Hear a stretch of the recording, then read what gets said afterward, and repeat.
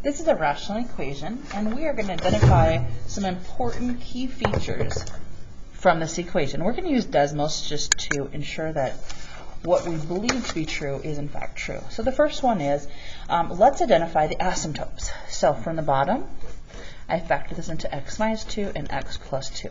Whatever the bottom, so I have one answer of x equals 2, one answer of x equals negative 2. These are the vertical asymptotes. Remember, vertical is up and down. Where do I find the horizontal asymptote? The degree on top, which means the highest exponent. Remember, there's an x squared, so the highest exponent on top in the numerator is a 2, and the highest exponent and the denominator is also 2. So when these two have the exact same degree, we are going to divide the numbers in front. I'm putting some lotion on here. So 3 divided by 1 is 3. Y equals 3 is the horizontal asymptote. So I believe, before I do any work, that I believe there's going to be an invisible boundary line here. Good morning, Bruin. And an Please invisible pause this boundary line interruption. here. This is a reminder for students who are taking the AP English Language and Composition exam to check to see if this please is correct. report to the community room at this time. Once again, All right, so I'm going to come back here, and I'm coming up to Desmos, and I'm going to type in what I see. Make sure to use the parentheses to make sure that you correctly plug it in. So in top I have 3x squared, whoops, and then I'm going to divide that by, on the bottom I have x squared, subtract 4. Okay, so this is what I have, and I can see here is x equals 2. It's the equation of this asymptote. Okay, great. Here is x equals 2, and if you wanted to, if you need to visually see these, you could type these in. And remember, by going to what looks over here like a kind of a settings or a tool settings here, we can come over, click, and we can make this into dotted lines. Okay, that looks right. We can see that these are never going to cross those particular areas. So let's now take on and let's do the horizontal asymptotes.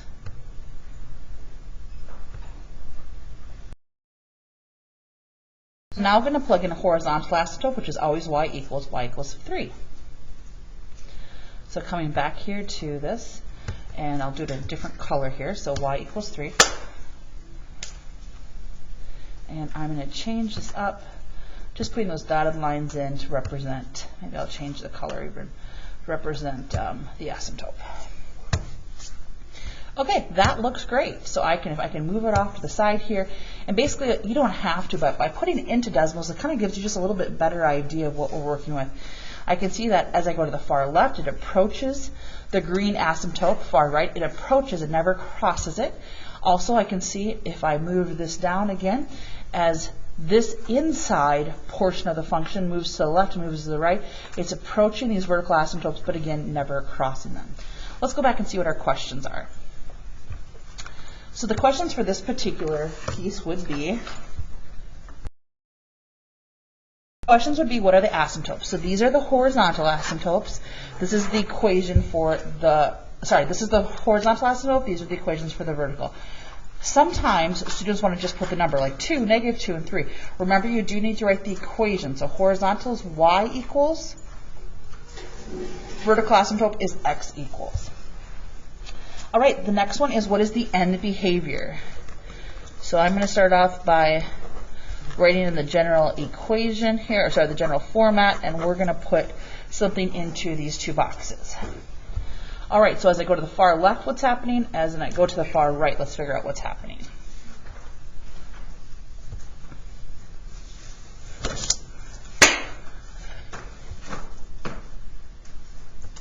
Okay. So as I go to the far left, it is approaching this green line, which has a y value of 3. And as I go to the far right, it's also approaching this green line, which is a value of 3.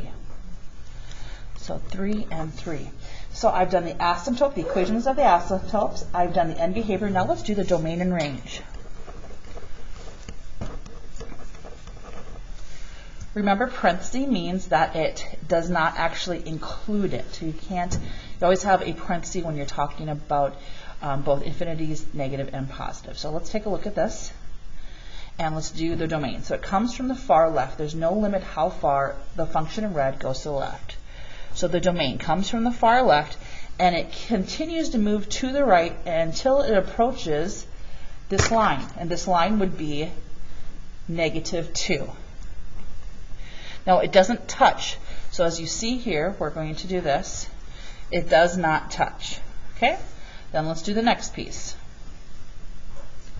Okay, our next piece here would be, it starts again after it jumps over -2, it goes from -2 to +2, not touching either one of the asymptotes. Then it jumps over the asymptote of x equals 2, and it continues to move to the right with no end as it moves to the right. So it jumps over, and there's no limit how far it goes to the right. This is our domain. Precision matters. These do each need to have parentheses. Let's look at the range. It comes up from the very bottom, so it comes up here from the bottom. We always go with the lowest part first, and it goes all the way up to a y value of 0, and we include it. It's part of the graph. Precision matters. So it comes up from the bottom, it continues to come up, and then we include 0. Okay, there's all this empty space that I'm not going to add, and then it jumps over the horizontal asymptote of 3, and then there's no limit how high it goes. So it jumps over 3, and there's no limit how high it goes. All right, I'd like you to try one on your own.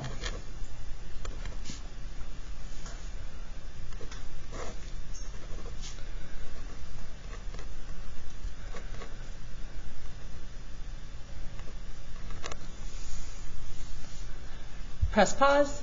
Please go through doing the exact same, identifying the exact same key features, and then come back. All right, so I identify, since the degree on top is the same as the degree on the bottom, I have vertical asymptotes with the equations x equals 3 to x equals -3. I have a horizontal asymptote of -2/1, which is y equals, the equation y equals -2 for the horizontal asymptote. I go ahead and I graph it. I can move this back here. Okay, and this is what I have. So let's talk right now about the end behavior. As I go to the far left, it's approaching the green dot. The green dot is at -2.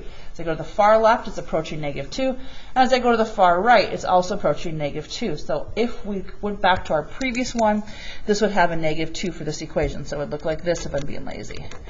This would be for this particular equation. Let's look at the domain and range. Okay, it comes from the far left, and it continues to move to the right until it approaches this asymptote of -3. Then it goes from -3 to 3, jumps over and goes from 3 to +infinity. So it's looking like this.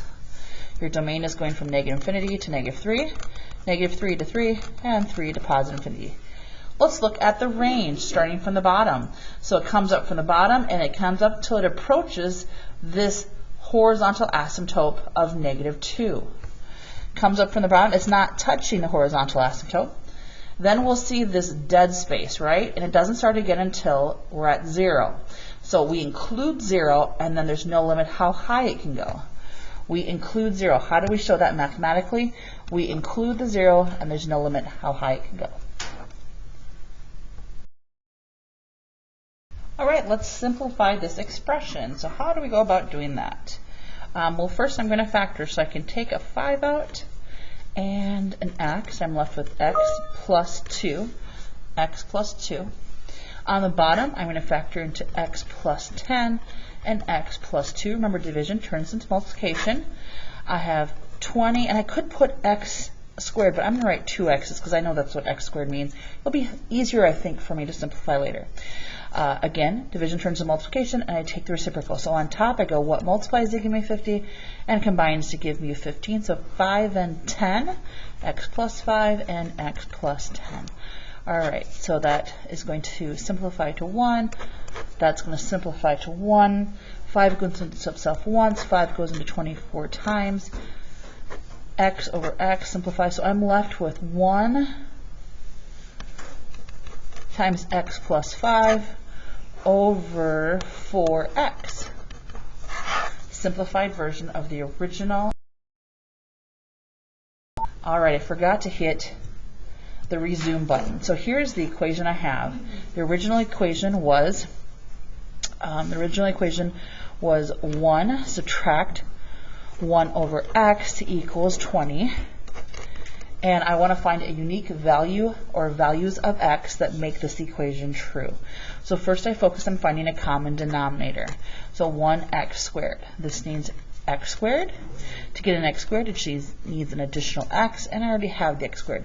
1x squared, 1x squared, 1x squared. Okay, I get to wipe out the bottoms, and I'm left with 1x squared, subtract 1x, equals 20. I'm going to move the c value over to the other side. And now I'm factoring to solve. So it multiplies to give us negative 20 and combines to give us a negative 1.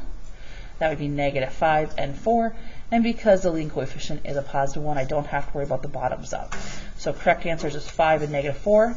Notice that neither one is a 0, because 0 would cause this original function to have a 0 in the denominator. We can't have that. So both of these are the correct answers.